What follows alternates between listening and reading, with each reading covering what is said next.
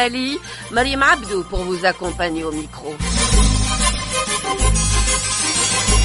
C'est au nom d'une souveraineté totale que le Premier ministre malien, Choguel Maïga, semble engager la politique de son pays, Bamako, dit rejeter toute forme d'ingérence, met en avant l'impératif des relations stratégiques multiples, évoque la sécurisation de l'ensemble du territoire malien tout en luttant contre la corruption, un mal qui gangrène les États. À la tribune des Nations Unies, le Premier ministre malien, Choguel Maïga, pointe du doigt la responsabilité de la France.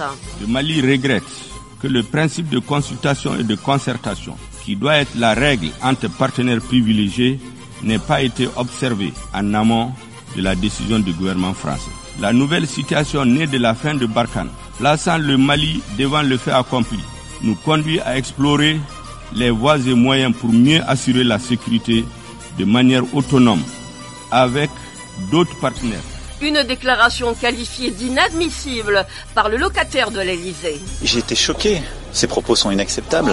C'est inadmissible ce qu'a dit le Premier ministre malien. Moscou botte en touche toute forme de critique sous-jacente à sa coopération. Nos collègues de l'Union européenne, comme l'a dit Joseph Borrell, ne travaillent pas en Afrique parce que c'est notre territoire. Dire que je suis ici le premier et vous devez quitter les lieux, d'abord c'est humiliant pour le gouvernement de Bamako qui a invité des partenaires étrangers. Et deuxièmement, c'est pas comme ça qu'on doit parler. Et pour revenir sur la situation politique au Mali, avec nous à partir de Bamako, Monsieur Choguel Maïga, merci d'accepter notre invitation. Vous êtes Premier ministre du Mali en fonction depuis le 7 juin 2021. Monsieur Choguel Maïga, ma première question portera sur la lutte contre la corruption. Une priorité, dites-vous. Où en êtes-vous aujourd'hui, Monsieur Choguel Maïga? Le gouvernement en place au Mali aujourd'hui est issu d'une insurrection populaire qui a duré des mois, avec plusieurs morts laissés sur le champ de bataille. Et le peuple insurgé exigeait de résoudre 4 problèmes principaux. Oui. Le premier, c'est la question sécuritaire. En 2013, lorsque les forces internationales intervenaient dans notre pays, il avait été dit au peuple malien que leur première mission, c'est de détruire le terrorisme. Le constat des Maliens aujourd'hui, c'est qu'avec 14 000 militaires de la MINUSMA, plus de 5 000 militaires français, plus de 5 000 militaires du G5 Sahel, près de 20 000 personnes, plus l'armée malienne, près de 30 à 40 000 personnes, le terrorisme s'est étendu de l'extrême nord du Mali et a envahi pratiquement les 60 à 70% du territoire national. Donc le peuple dit qu'il ne peut plus continuer à supporter des gouvernements qui ne peut pas le sécuriser. Oui. 2, le peuple malien dit que la corruption et la mauvaise gouvernance sont à la base de la déliquescence de l'État depuis 30 ans. Il faut donc une lutte implacable contre la corruption et l'impunité. Des journalistes portés disparus.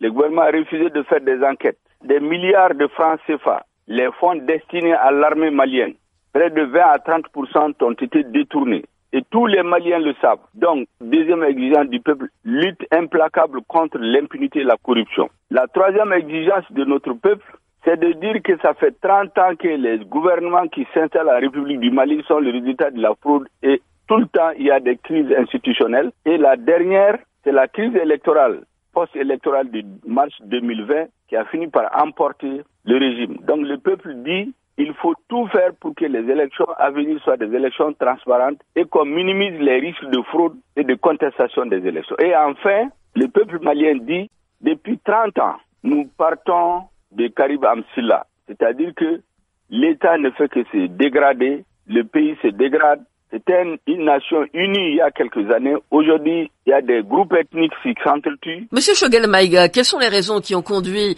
à la situation que vous décrivez? Ne sont-elles qu'endogènes? On a le sentiment qu'il y a une main invisible qui travaille à désorganiser l'État malien, à le diviser. Oui. Donc le peuple dit il faut des réformes politiques institutionnelles profondes pour repenser l'État malien. Voilà les 4 exigences. Et donc c'est en application de ces exigences du peuple, parce que c'est le résultat de l'insurrection qui a conduit l'aile patriotique de l'armée, composée de jeunes colonels qui ont fait la moitié de leur vie sur le théâtre des opérations depuis 2002, des opérations militaires. Donc ils ne sont pas impliqués dans les complots, la corruption, toutes les manigances qu'il y avait au niveau de la capitale. Ils ne font pas partie. Et donc aujourd'hui, oui, la lutte contre la corruption ne peut pas être négocié. Il n'est pas négociable. Et c'est pour cela que des audits sont lancés dans tous les grands services de l'État. Mais en attendant que ces audits aboutissent, dont les résultats certainement seront disponibles après la transition, il y a des dossiers emblématiques de corruption qui sont là dans les tiroirs depuis 5-10 ans. La justice avait été empêchée de faire le travail. Les services de contrôle de l'État avaient fini, mais les différents gouvernements les ont mis dans le tiroir. Donc, les nouvelles autorités ont sorti des tiroirs ces dossiers qu'ils ont transmis à la justice. Oui. C'est pour cela qu'il y a tout ce bruit autour du Mali où certains chefs d'État vont jusqu'à accuser notre gouvernement de mettre des opposants en prison, de laisser la lutte contre la corruption au prochain gouvernement. Nous disons non.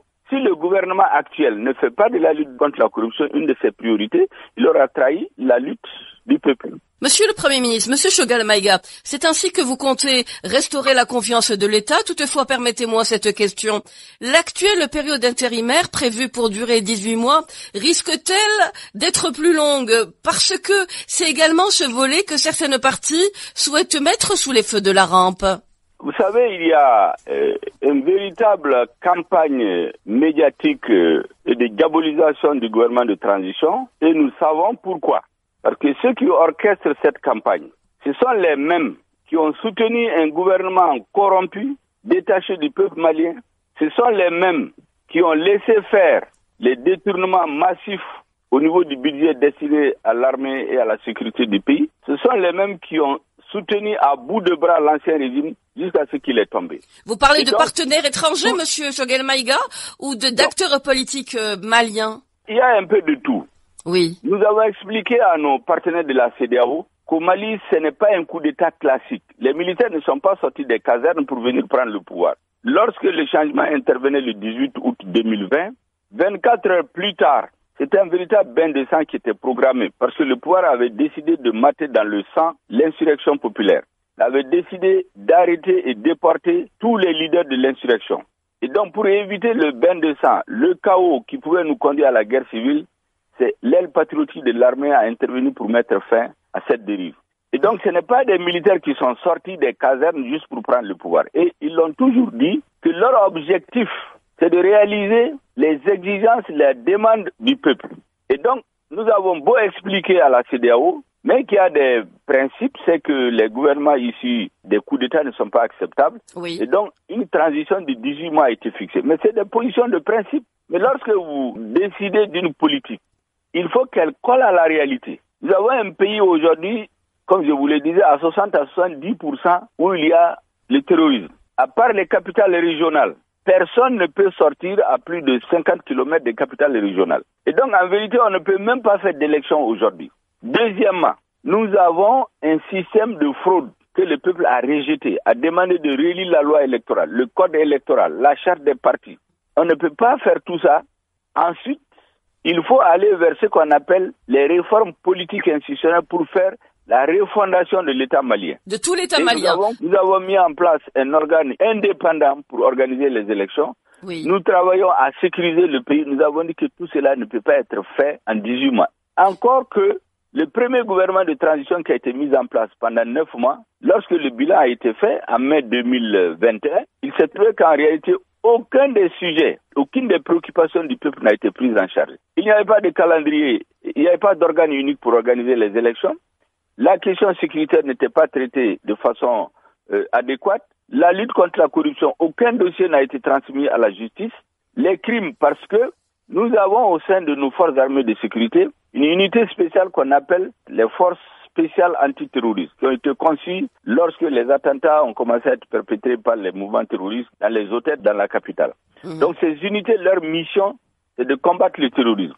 Imaginez que l'ancien pouvoir avait extrait la composante police de ces forces spéciales pour aller faire le maintien d'ordre avec des dizaines de morts. Et donc, il y a des enquêtes qui étaient exigées pour que le peuple sache qui est l'homme politique qui a donné l'ordre à cette unité. Cette enquête a été mise dans les tiroirs aussi. Monsieur Choguel Maïga, pour parer à la situation que vous venez de décrire, vous avez évoqué la rectification de la transition. À quel moment celle-ci a-t-elle été décidée?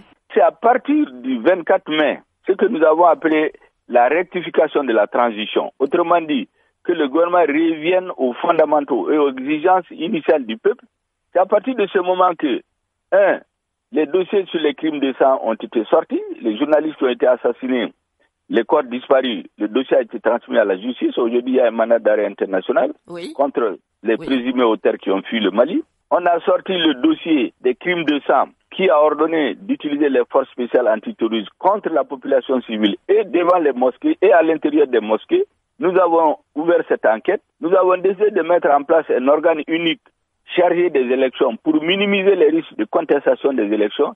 Et nous avons fait une table ronde de l'ensemble des forces politiques et sociales pour déterminer ensemble les avant-projets des assises nationales de la refondation qui se tiendront en fin novembre, courant décembre. Ce n'est qu'après ces assises que, en prenant toute la réalité, la complexité de la situation réelle sur le terrain au Mali, qu'un agenda, un chronogramme du processus de la transition sera communiqué à la communauté internationale.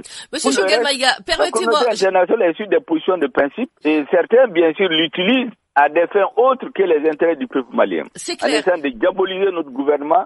Heureusement qu'il y a beaucoup d'États qui commencent à comprendre. Monsieur Choguel Maïga, permettez-moi tout de même cette précision. L'on parle de remettre le pays sur rail à travers des transitions. Ceci a d'ores et déjà été avancé. Aujourd'hui, est-ce qu'il vous semble que cet engagement est concret et il se baserait sur quel facteur précisément? Vous savez, la première phase de la transition, qui a duré 9 mois, aucune des questions qui ont été à la base de l'insurrection populaire n'a été traitée. Aucune. Nous avons trouvé le pays avec des grèves illimitées. Partout, le pays était bloqué. Même les opérations militaires sur le terrain étaient impactées par les grèves incessantes. Par contre, à notre grande surprise, nous entendons des chefs d'État étrangers qui se plaignent de nos transitions aujourd'hui, dire que notre gouvernement ne serait pas légitime parce qu'il serait issu de 2 coups d'État. Alors que les mêmes avaient adoubé le gouvernement issu du premier coup d'État en disant même qu'ils ont fait plus en 3 mois que l'ancien gouvernement pendant 7 ans. Or, tous les Maliens savaient que ce n'était pas vrai. La réalité, c'est que il y a des donneurs de leçons, il y a des pays qui estiment que c'est eux qui doivent décider du sort des peuples. Le peuple malien dit non, c'est après les assises nationales de la refondation où toutes les forces vives, toutes les légitimités traditionnelles, religieuses, politiques, sociales, les jeunes, les femmes seront réunies pour faire l'état de la nation, les états généraux de notre pays. Pourquoi pendant 30 ans, nous avons eu 4 coups d'État? Pourquoi le pays qui était sécurisé, il avait l'une des armées les plus fortes en Afrique au sud du Sahara, se trouve aujourd'hui dans un état de déliquescence totale? Et donc ces questions vont être répondues par l'ensemble des forces vives réunies. Ce n'est qu'après ça que nous pourrons dire la transition, au lieu de février, ça va être décalé de quelques semaines, de quelques mois, et en ce moment nous irons vers la communauté internationale. Parce que ce à quoi on veut nous pousser, nous n'allons pas tomber dans ce piège. C'est nous pousser à organiser des élections dans la précipitation, avec des contestations au bout, avec la non-prise en charge des préoccupations du peuple qui va être frustré, et donc on se profile, on veut nous pousser à la faute pour aller vers l'anarchie. Nous voyons ce qui se cache derrière toutes ces pressions, soi-disant, pour l'intérêt du peuple malien. On ne peut pas connaître l'intérêt du peuple malien puisque les Maliens eux-mêmes, comme on dit chez nous en Afrique, vous ne pouvez pas raser la tête de quelqu'un en son absence. Absolument. Or, c'est ce que certains veulent faire. Monsieur Choguel Maïga, vous avez déclaré, les faits sont que le Mali a demandé à la France de l'aider à détruire le terrorisme et à recouvrir l'intégralité de son territoire. Près de 9 ans, le terrorisme s'est étendu à 80% de notre territoire, avez-vous rajouté. Vous précisez que Barkhane a décidé de se concentrer sur le Liptako, dans l'est du Mali, là où il y aurait Daesh. Vous pensez par ailleurs que le groupe le plus dangereux serait Al-Qaïda. Comment interpréter votre propos, Monsieur Choguel Maïga? Aujourd'hui, êtes-vous dans une forme de confrontation politique ou sécuritaire?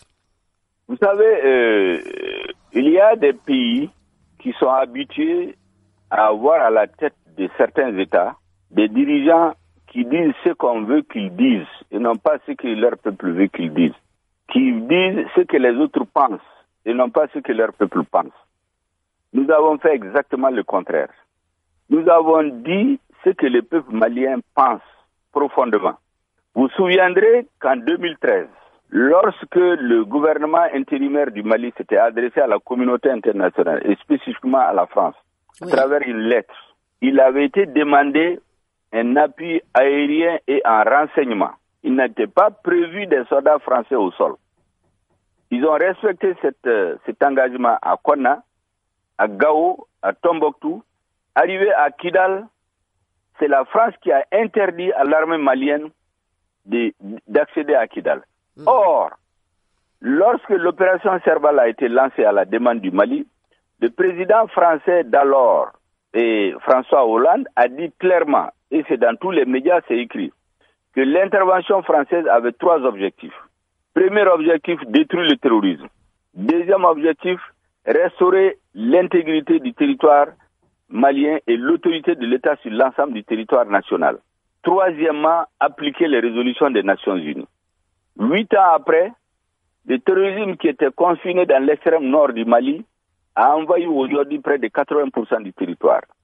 8 ans après, l'intégrité du territoire n'est toujours pas restaurée dans une partie du territoire, où nous avons des groupes armés qui défilent chaque année avec des armes lourdes devant des militaires de la communauté internationale et des militaires français qui se lèvent pour faire le garde-à-vous. C'est comme s'il y a un État dans l'État. Le drapeau malien est interdit dans cette zone.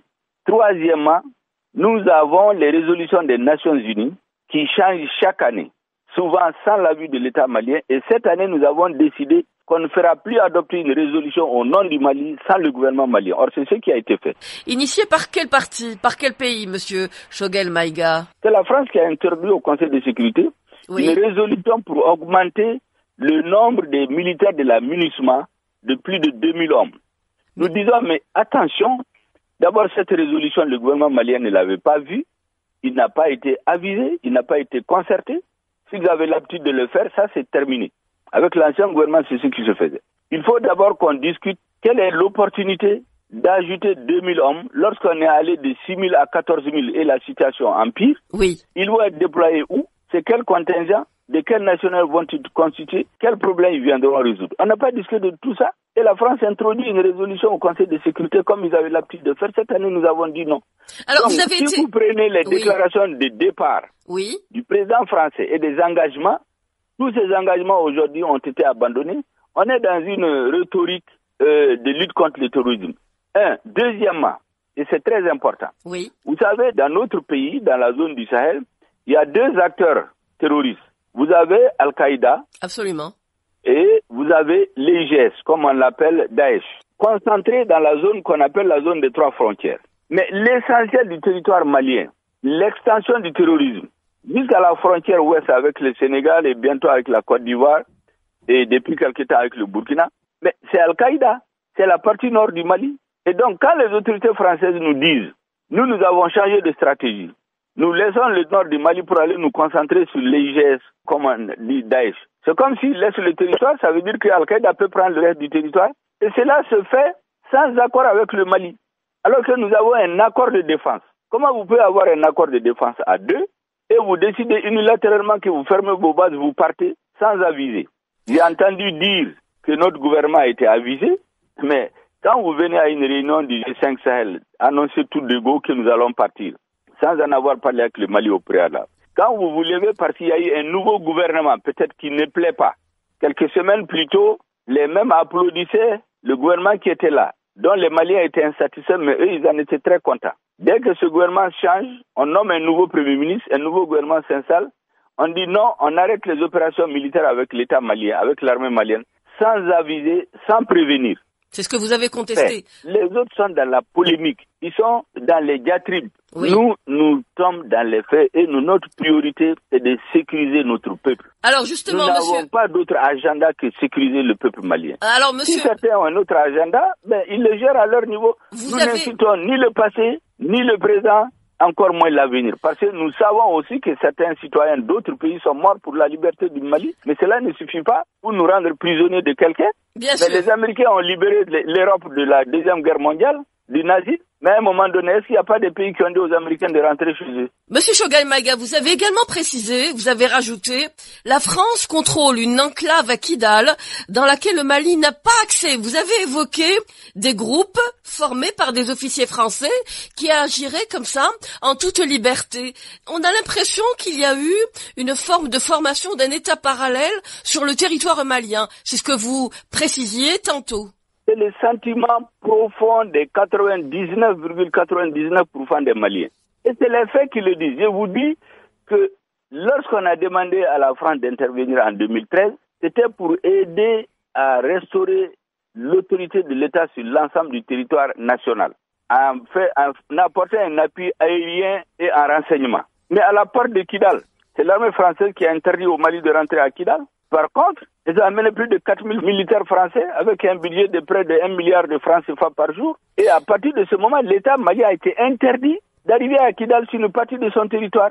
Et comme je vous ai dit, chaque année, il y a des défilés pour célébrer l'indépendance de la fantomatique République des Azawad qui a été initiée, et ça c'est pas nous qui le disons, c'est les anciens mouvements rebelles qui disent clairement que c'est le gouvernement de Nicolas Sarkozy qui leur avait dit d'aller au Mali envahir le nord et ils vont les aider à créer un État. Ce n'est pas moi qui le dis, c'est documenté. Le fait qu'il y a des officiers français qui ferment les yeux sur certaines choses, c'est documenté. Et qui forment des hommes armés qui sont contre l'État malien, c'est documenté. Tout ce que nous disons est documenté. Il y a des lettres, il y a des vidéos, il y a des audios, il y a des archives qui le prouvent. Nous ne faisons pas de la diffamation, nous n'en avons aucun intérêt. Nous ne cherchons la confrontation avec personne, mais là, la tête du Mali aujourd'hui se trouve des patriotes chevillés aux intérêts de leur peuple, qui ne sont pas là pour recevoir des instructions d'ailleurs, ou qui ne sont pas là pour chercher juste des approbations et des satisfecits qui viennent d'ailleurs. Nous voulons avoir le satisfecit de notre peuple.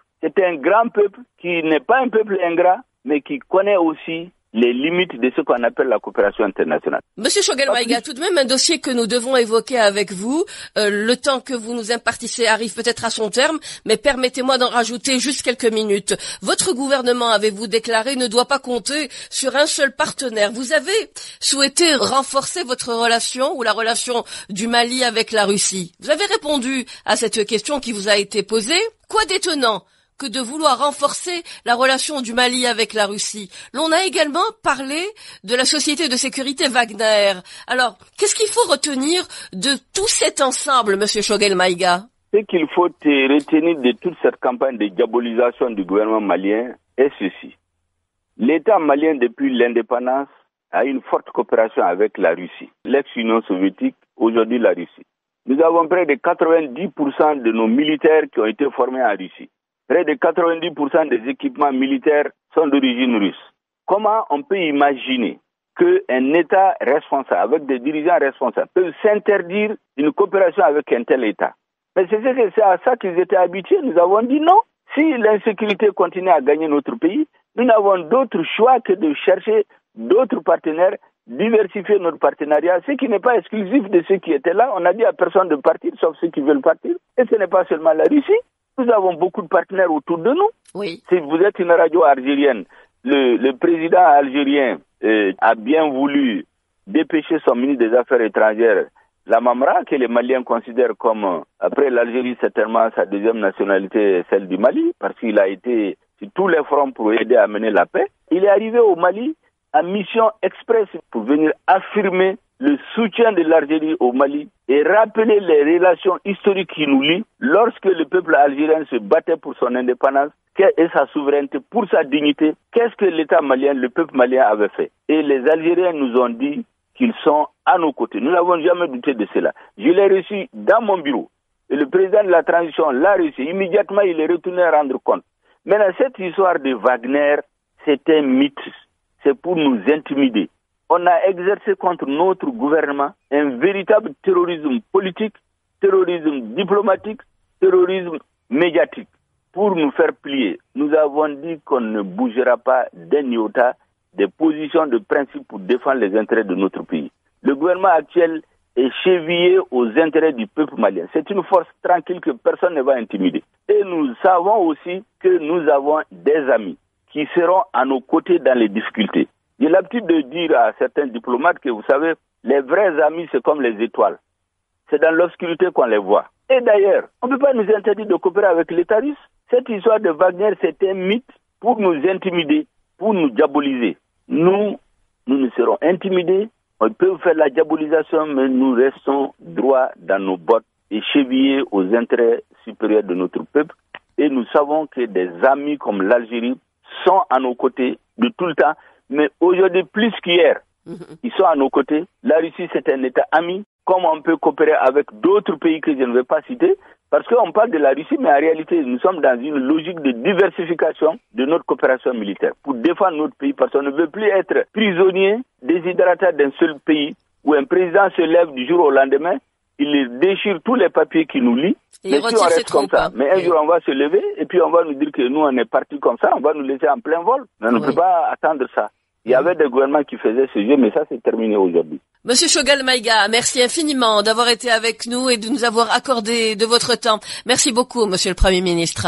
Merci madame. Moi de vous remercier parce que nous avons besoin aussi d'expliquer ce qui se passe dans notre pays, parce que comme je vous cette campagne de diabolisation et ce terrorisme médiatique qu'on exerce sur notre gouvernement, fait que beaucoup de gens ne savent pas ce qui se passe au Mali. Regardez les mouvements, larges mouvements populaires dans tout le pays aujourd'hui qui demandent que avant la fin de la transition, il faut la sécurité, il faut lutter contre la corruption, il faut des réformes politiques et institutionnelles, il faut des élections propres. C'est à cela que nous sommes dédiés. Et je vous remercie de nous donner l'occasion de pouvoir expliquer cela à nos amis de par le monde, à travers vos ondes aussi. Merci beaucoup. C'est nous qui vous remercions, Monsieur Choguel Maïga, d'avoir été avec nous. À très bientôt, j'espère. Merci. Choguel Maïga est Premier ministre du Mali, en fonction depuis le 7 juin 2021, et il était avec nous à partir de Bamako.